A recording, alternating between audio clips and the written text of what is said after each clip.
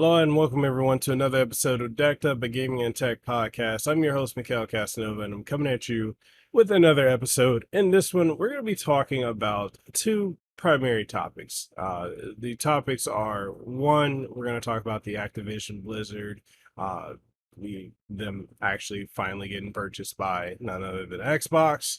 And also, we're going to be talking about the situation with Best Buy in the sense of how they are effectively going to be no longer selling Blu-rays and video game media in store or online. And the interesting thing of how people are reacting to that, there's a lot of, let's say, rage baiting, and and it's pretty ridiculous. Before we dive into that, if you guys enjoy the podcast and everything we do here, make sure you hit the like button, sub to the channel if you haven't already, if you're watching it on YouTube, or leave a rating on Spotify or Apple Podcasts. We also have the capability, if you want to support further, we got Patreon, we got channel memberships for early and exclusive access to various content we put out, as well as behind the scenes and so much more.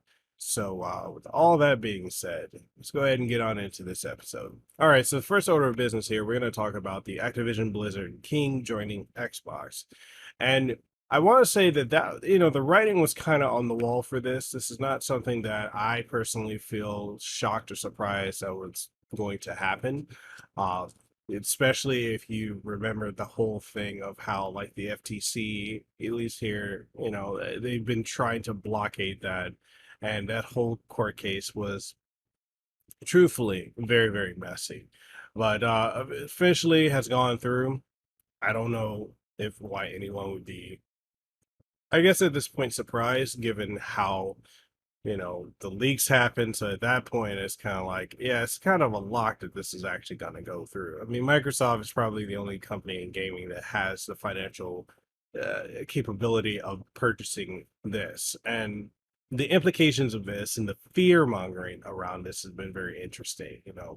Um, you hear people always talk about and say that Xbox has no games, right? That's been the narrative for the whole entirety of the Xbox One generation, and it's been pretty much a narrative going into this. Well, we're like 3.5, almost 4 years into the Xbox Series generation, and that's what people have always said. Xbox has no games. Notwithstanding the fact that Xbox does have titles like Halo, they've got the Forza series, they've got, you know, uh, various other things. I can't think of them off the top of my head, but like, you know, Gears of War and such, Fable. They have companies like they bought Rare and everything like that. Like, they have games. Do they prioritize the games? Not truthfully. Like, I don't feel like they've been doing that. No, I do give credit to Phil Spencer, who has been pushing to make this very much like lucrative for gamers. Like, hey, we're gonna give you choice, and we really have to look at it um more deeply, in the sense of, I feel like Phil Spencer has had to cut through a lot of red tape, truthfully. And when you're cutting through red tape, it really is difficult trying to get things in motion. But he has been consistent, and now we have all these games. So the narrative of Xbox has no games can no longer be a thing. I mean, let's look at it. With Activision Blizzard King joining Xbox, what does that guarantee, right? We've got Sea of Thieves, which Xbox already owned, and Overwatch. We've got Elder Scrolls. We've got Call of Duty. That's a big get.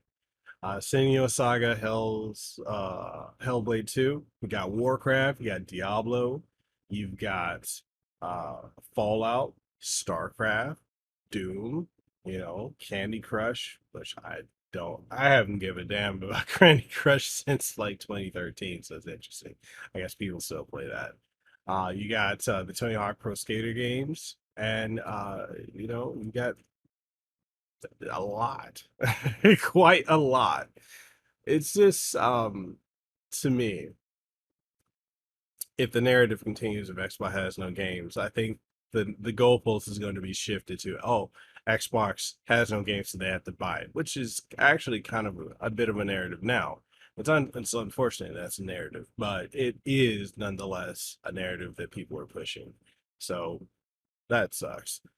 But people would, platform and tribalism is just what it is. We see it in wrestling when we look at AEW and WWE. We see it in, pretty much everything. Tribalism is what tribalism does. So it is what it is.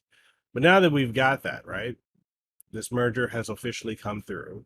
Microsoft now owns Activision, Blizzard, King, Rare, and a couple other studios. So they've got plenty of games. Microsoft has the capability of being the juggernaut that they were with the 360 era. And I think we are heading back towards that.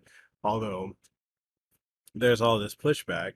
Now people want uh, Sony to purchase other companies. They want Sony to purchase Capcom. They want them to purchase Square Enix. And let's really look at this. Let's break it down. Sony purchasing Capcom would make no sense. Look at how they pushed the exclusivity of Street Fighter V. How poorly did that game do? And yes, Street Fighter V had a lot of issues on its own, but nevertheless, you lose out on a large market when you look at the fact that Street Fighter IV was most played and purchased on Xbox 360 on PC, but then Street Fighter V exclusive to PlayStation 4, and that didn't do well. Street Fighter 6, even though the base isn't that strong on Xbox, you still have the option of playing it on the platform of your choice, say it's Nintendo, and there's cross-play capability, right? The PlayStation, PC, Xbox. So Capcom is not going to be purchased by them. There was a point where they would have, and they were up for grabs. And I remember that back in 2014, 2015. But thankfully that didn't go through. So, and then we look at other companies, right? We look at companies like Square Enix, where people want PlayStation or Sony to purchase them. And I look at that and I'm just thinking, okay, why would Square Enix do that? They just minted a deal with Xbox to bring Final Fantasy 14 to the Xbox platform. And for those of y'all who don't think anything is massive with such a deal, look at the fact that Xbox is going to be your platform to go to for MMOs. You've got Sea of Thieves. You've got the Elder Scrolls Online, right? You've got Fallout 76. You've got Warcraft. You've got Final Fantasy 14. You've got the biggest MMOs that people are actively playing are now all going to be available on Xbox. And the benefit of that also, to add additional context to all this, is the fact that Microsoft has the infrastructure, the server infrastructure, to guarantee players are going to have a better experience overall. And that's something that a lot of people are really overlooking. Now, it's going to be appealing for people who are like, hey, if I'm not next to my PC, I want to be able to sit at my TV on my, my big screen, my living room or my bedroom or whatever, and I just want to, play on a console. Your prime choice right now is going to be Xbox going forward, and outside of the leaks and us knowing everything that is going to be coming out to the platform, it is still ultimately very appealing when you look at you got a lot of choices now. On top of the fact you have backwards compatibility with original Xbox and the 360 and the One. Well, technically it's to say 360 and the One, 360 and the original. Not a lot of titles, like not everything, but the heavy hitters. So the appeal of Xbox is high, and the ponies are just not happy. And before anyone calls me an Xbot, because I'm praising Xbox right now and I'm wearing an Xbox shirt, I'm also a PlayStation partner. So I'm an Xbox brand ambassador and I'm also a PlayStation partner. So I'm pretty down the center when it comes to this. But it's very interesting. And then think about this. Game Pass is the most biggest profitable thing right now for Xbox. The fact that Call of Duty is going to be down the road coming to Game Pass, and Microsoft now owns Call of Duty. They've got the biggest multiplayer shooter out there. What can you say? Like, right? People have been saying they want Microsoft to compete again. They're competing, and now people are crying about that. So it's very funny. Let's go ahead and go down here. Let's read this article. Let me zoom in a little bit. It says, welcoming the legendary teams at Activision Blizzard King to Team Xbox. This is published by Microsoft Gaming CEO Phil Spencer. He says, we love gaming, we play games, create games, and know firsthand how much gaming means to all of us as individuals and collectively as a community. And today we officially welcome Activision Blizzard and their teams to Xbox. They are the publishers of some of the most played and most beloved franchises in gaming history across console, PC, and mobile. From Pitfall, that's a throwback. From Pitfall to Call of Duty, World of Warcraft to Overwatch, Candy Crush Saga to Farm Heroes Saga, their studios have pushed the boundaries of gaming for players around the world. I've long admired the work of Activision Blizzard and King and the impact. Let me scroll in a little bit more so y'all can see. They've had on gaming entertainment and pop culture. Whether it was late nights spent playing Diablo 4 campaign with friends from start to finish, gathering the entire family in the recreation room for our weekly Guitar Hero night. That's another one. Yeah, they got a Guitar Hero now, huh? Or going on an epic streak in Candy Crush. Some of my most memorable gaming moments came from experiences their studios have created. It is incredible to welcome such legendary teams to Xbox.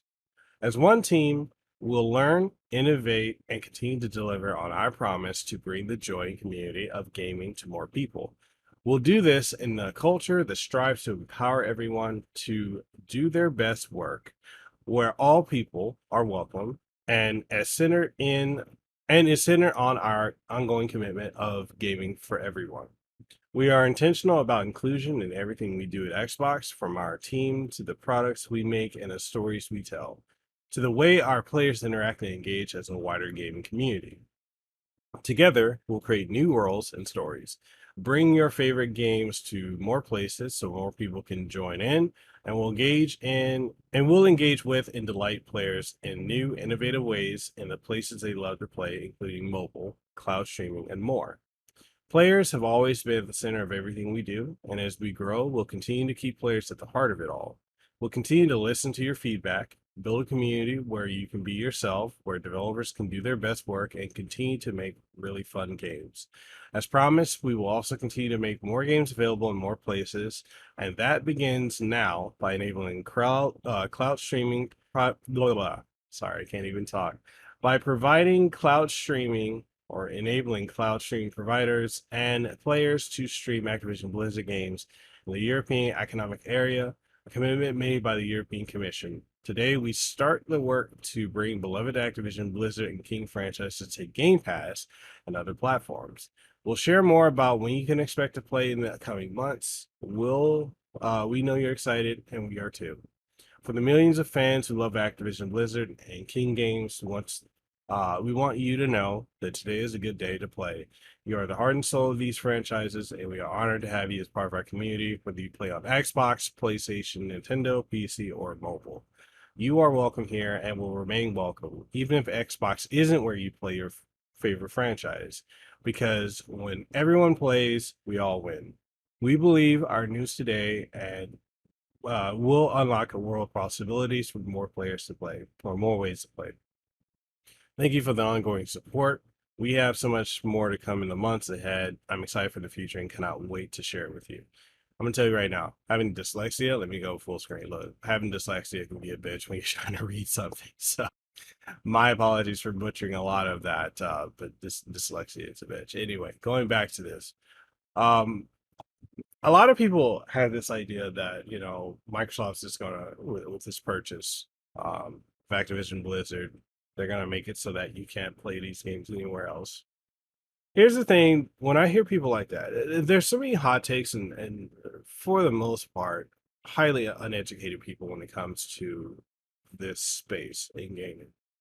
A lot of people that just throw emotion out there with no actual factual things to back it up.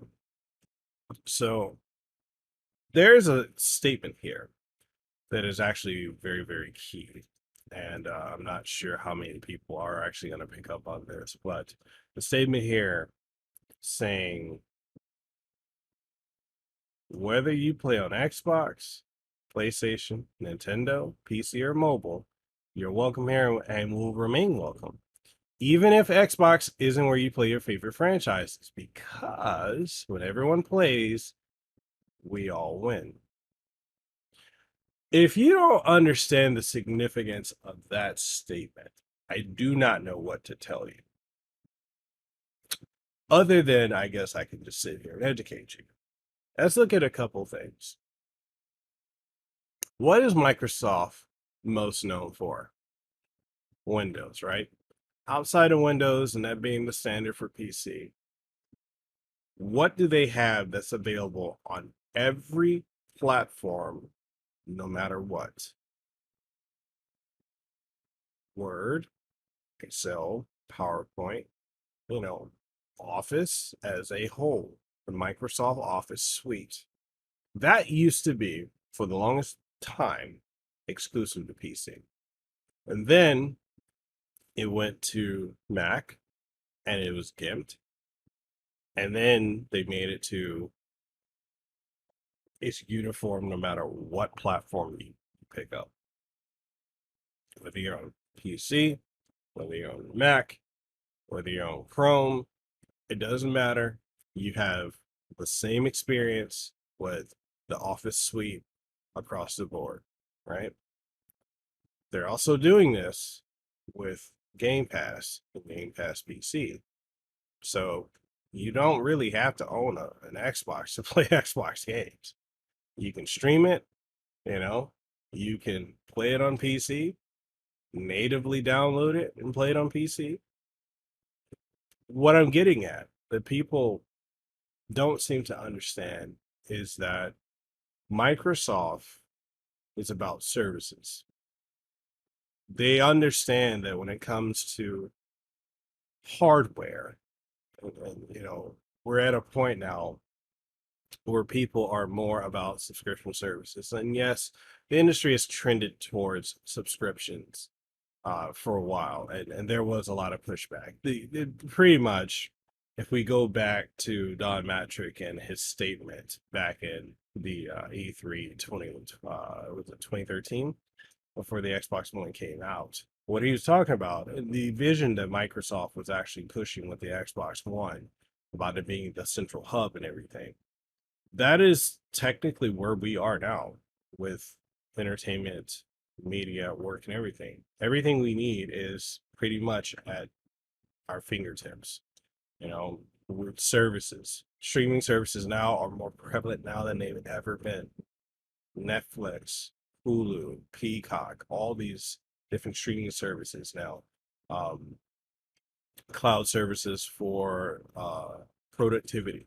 Every subscription service. I mean, Adobe, CapCut, all this stuff utilizes cloud subscription. And this, the messaging was lost to people back then because people weren't really understanding where everything was going. Now this is the norm. So that statement is very, very critical. I mean, Xbox has already made it known, like they want to bring Call of Duty to Nintendo. They want to work with them. They have a partnership with them. I believe it's a 10-year partnership. What good would it do Microsoft as a whole, as a brand, to monopolize on the very things that everyone wants to utilize? Key point being Office, Microsoft Office, right? It's available everywhere. You can use it on whatever device. So when it comes to these games, Call of Duty, Diablo, and Overwatch, what makes more sense to, other than put it on platforms for everyone to be able to play? And I feel like a lot of people just don't understand that. I've seen a lot of bad faith arguments of people being, you know, Phil Spencer's dishonest. He's this. He's a scumbag. He's this. Like, there's a lot of people that, at least in my opinion, they're pushing their own narrative because they don't like Xbox as a platform. That's perfectly fine if you don't like Xbox as a platform, but at least be genuinely honest and do some research. I used to work for Microsoft. I understand where they were going. Cameron and I talked about this years ago. At least it's got to be a decade ago. We talked about the fact that, you know, subscription and cloud service gaming was the next thing that they were going to push for. People didn't believe us. Lo and behold, this is what's going on now. So it's just very interesting. I feel like when you're as a if you're trying to consume gaming content and news, you really need to fact check the people who are out here. When it comes to those who are just rage baiting, clickbaiting, like the reality you have to understand is that these people, their preference of playing a game is on PlayStation. It's not on Xbox. And them feeling like, okay, Sony needs to go purchase this, Sony needs to do that. Why does Sony need to do that when Sony has already been doing that? Sony has already put in place, very much so, ways where certain games are only available on PlayStation. They already have it. Did they buy the companies? Most of them no, but they bought the owners of Destiny. They bought Bungie, and I don't really see how they weren't mad about that. I mean, Destiny 2 is one of the biggest games out there, but that's still a multi-platform title. So it's just one of those things. It's tribalism at the end of the day. This doesn't hurt anyone. This doesn't hurt gamers. This doesn't hurt the industry. Regardless of people saying they don't like mergers and acquisitions and stuff like that.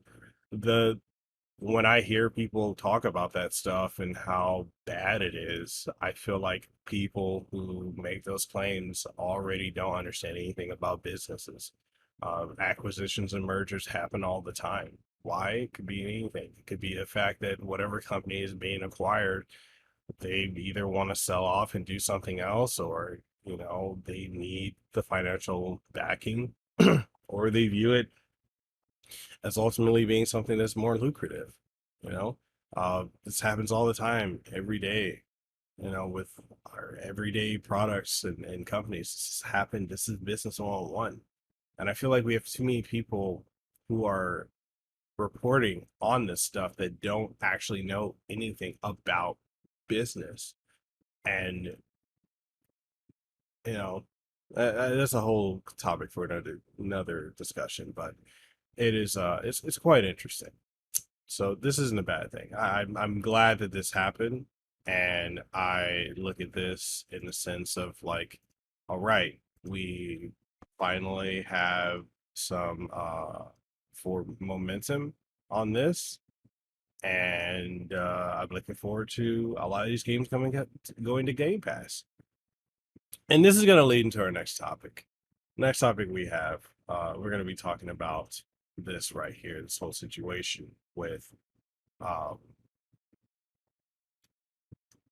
with Best Buy, right? So let me zoom in. I'm trying to zoom in, make sure I can get this, because Variety has they have a horribly laid out website. All right, let me get this more centered. All right, here you go. So this is the other news that happened. Best Buy to end DVD Blu-ray disc sales.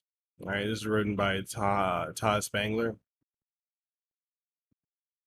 It says, The consumer electronic retailer phased out sales to DVDs and Blu-ray discs, both in store and online, in early 2024. According to industry sources familiar with the company's plans, Best Buy made the initial decision to end DVD sales 9 months ago, according to one source. Best Buy confirmed Friday that it is ending sales of DVDs to state and here's their quote, to state the obvious, the way we watch movies and TV shows is much different today than it was decades ago. That was what a Best Buy spokesperson said in a statement to Variety. Making this change gives us more space and opportunity to bring customers new and innovative tech for them to explore, discover, and enjoy. Continuing on, says Best Buy would continue to sell movies and TV shows on physical discs through the 2023 holiday shopping season online and in stores before discontinuing sales in the new year. The company will continue to sell video games as of mid 2023. It also says Best Buy, or it says as of mid 2023. Sorry, that's dyslexia kicking in. Best Buy had 1,129 store locations, with 969 of those in the U.S. We actually have 2 here in Hawaii, that are both within like 5 to 10 minutes of each other. If you drive, if there's no major traffic, that is. So it says news of Best Buy's ending DVD sales first reported by home entertainment blog Digital Bits. The move comes as Netflix, 25 years after launching its pioneering DVD by mail service, shipped out its last DVDs to customers on September 29th and let them keep their final discs if they chose to. Best Buy's exit from the market will leave Walmart, Amazon, and Target as the top retailers in the United States stocking DVDs and Blu-ray discs. Also, still in the physical disc game is Redbox, now owned by Chicken Soup for the Soul Entertainment. I didn't know that. That's actually news to me. I didn't know that they got purchased by them. Which maintains a network of about 29,000 DVD rental kiosks nationwide. But I'll be honest, I see them. I don't ever see anyone using them except for like boomers, right? Or people not very good with tech. But yeah, anyway, we'll keep going and I'll give my commentary on that. It says amid the ascent of streaming video, sales of DVDs and Blu-ray discs have been shrinking for years. U.S. physical media revenue in the first half of 2023 dropped 28% to $754 million, compared with $1.5 billion in the earlier period, according to data from trade association DEG, the Digital Entertainment Group. Ingram Entertainment, a leading DVD distributor, recently announced that it would wind down operations after more than 35 years in business. The company said it will continue to provide catalog products to customers into the fourth quarter of 2023. Meanwhile, Walmart has been in talks with DVD distributor Studio Distribution Services, or SDS, a joint venture of Universal Pictures and Warner Bros., to assume management of portions of its physical media operations. MediaPlay News reported this summer. All right, so that is about that on that, right? And so, all right, let me let me ask you guys a question.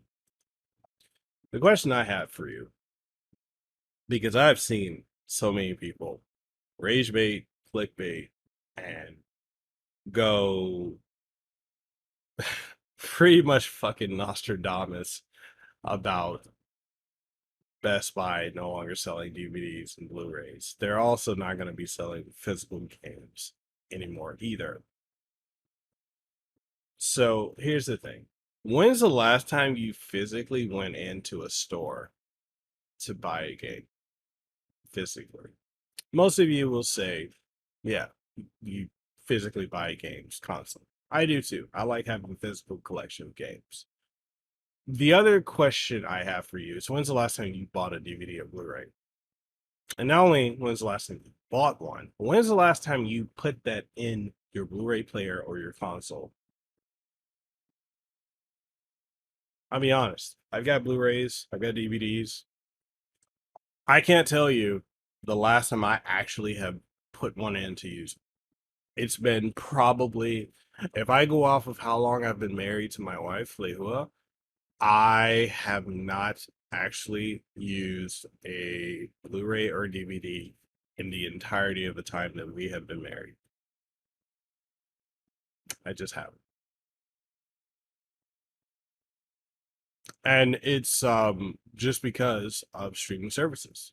You know, we have Netflix, we've got Hulu, we've got Peacock, we've got uh, Crunchyroll, and Funimation, and High Dive, and Amazon Prime TV. Like, there's so many streaming services out now that if you want to watch something, you literally can just go on a streaming platform and watch it.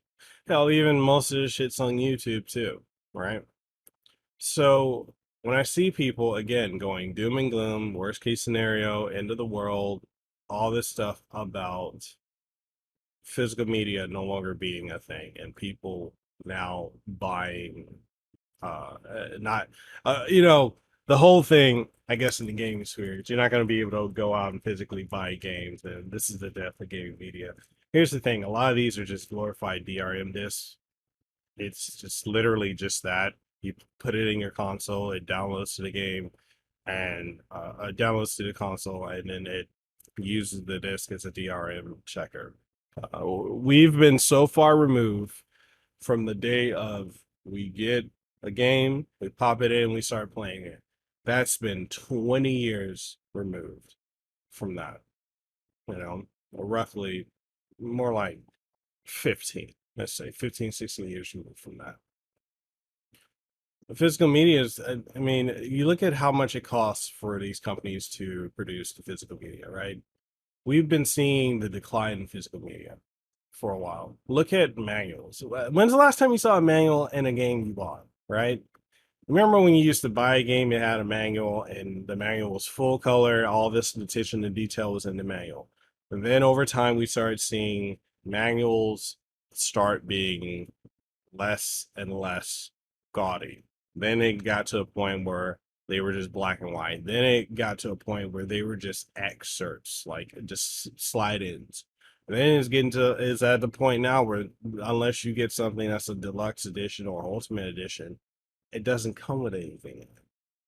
So why is this? It's because look at the trend. Are people actually buying this stuff? They're not. People now are actually purchasing things digitally more than anything else. As much as people make fun of Xbox and they talk about how bad the Series S is, and Series X as well. You know, the Series S is outselling the Series X. People buy that to get Game Pass, right? People, even on PlayStation, even on Nintendo, people buy digital. They pre-order digital like that so they can just play.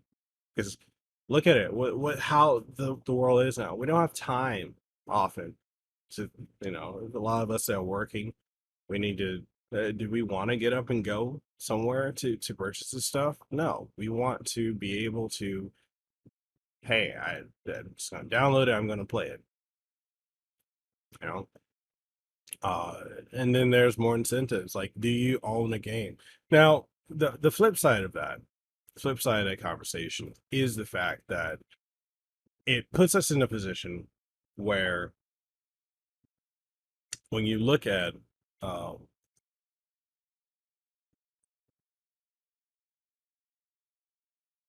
the death of physical media also means that the control of being able to watch or play something is now completely out of your hands. But that's also been happening for a while now. Like, if a network doesn't want you watching a show, they're gonna pull it, right? Unless they put it as a timed exclusive, like, okay, you can purchase it here to watch it and Blizzard Blast and all that. Um, and that's a valid concern. But in the case of gamers specifically, gamers are buying less and less physical media. look at the fact that a lot of young folks, all intents and purposes, may not have a lot of room to have a whole wall of games, regardless of how your favorite YouTubers always have that big ass wall of games and shit behind them. A lot of folks don't have the room to do that. A lot of people, I can tell you, growing up, and even a lot of people I know now will buy a game or buy a console, tear the box up after they get out what they want and throw it away, or they'll play it and trade it. Like, I feel like a lot of people are just not being completely honest with themselves that they don't really hold on to it. There's a difference between the collector, which there are people like myself that collect physical media. Like, one of my most prized possessions is this right here, Mega Man X2, my favorite Mega Man X game, and I still have it complete. Right? You don't get instruction books like this anymore. You don't get all this extra stuff, and remember all that? You don't get all that anymore. I still have the original plastic and all that. Put this somewhere else. How many people? How many times when you go in like used game places, you find retro games or just games in general in generic boxes, right? Or just the game itself? It's because people don't care about the physical media. Um, that's just how that is. Is it concerning that it's going to get to a point when servers die, we won't be able to play certain games anymore? Yes, but that's also an industry for creating so many of these free-to-play games. It is more lucrative for these companies to make free-to-play, always online games than to make games that are single or multiplayer offline or with online capability. Because the ROI, return on investment, they need it quickly. That's what it is. And now with it being in their hands, hey, they can control it. Let's look at Alan Wake 2. That has no physical version being made whatsoever. This is digital. A lot of people are crying about that. I don't care personally about that, but it is what it is, right? If you want to be upset about that stuff, then there are other companies out there, Forever Physical, right? Limited run games, despite all the crap with them, there are options that these companies work with, and we're seeing it. We're seeing it a lot. Our companies are not making for their own games the physical products. They're outsourcing to other companies. And it's probably going to continue that way. So do I think with Best Buy pulling out and not selling physical games and DVDs and Blu-rays, so I think that that's going to be a blow a bit, because that is where people go for, outside of Walmart and Target. But even at this point, Best Buy is more about home entertainment, buying your TV, buying, your AC, your refrigerator, your phone, your tablet, your computer, more so than it is about game section. When's the last time you gone in a Best Buy and seen how big their game section is? It's usually like a little small area compared to computers, compared to home entertainment, home audio, right? Like, they're just shifting. So they've got space in their retail stores. It's just not being utilized. So why should they continue holding the space for that? From a business perspective, that's wasted space. You're spending more than you're making a return on that investment. And so if you're not making an equivalent or more, then get rid of it. Do something else with it. So you have places like GameStop. Even for all you gamers out there, they're like, oh, I want GameStop to go away. I hate GameStop. I hate their practices. Blah, blah, blah, blah. You guys have been saying for the longest you want GameStop to go away. All right. So if this is happening to Best Buy, GameStop is probably right behind it.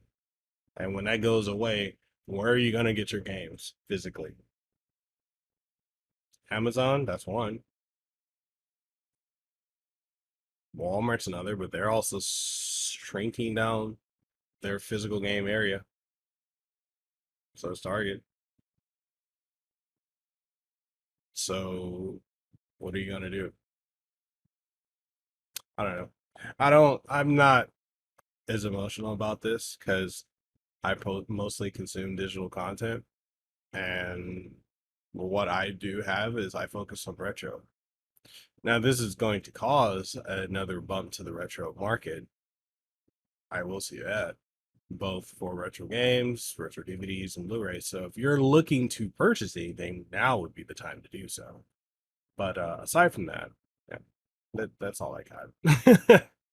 I feel like a lot of this is a nothing burger. Like, I understand from a business perspective why they're doing that, and I don't bash them for it.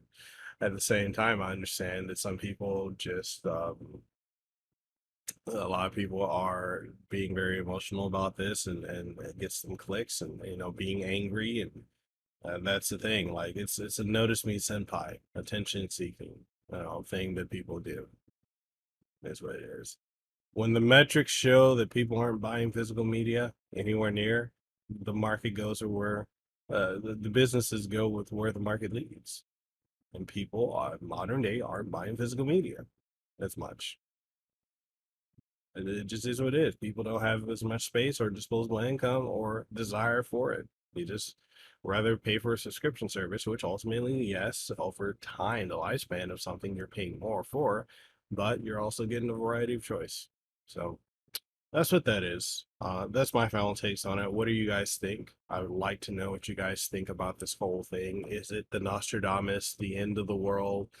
The turn of the millennium, the 2012, 2020 end of the Gregorian calendar type of event with Best Buy ending DVD and Blu-ray physical game sales. I don't know.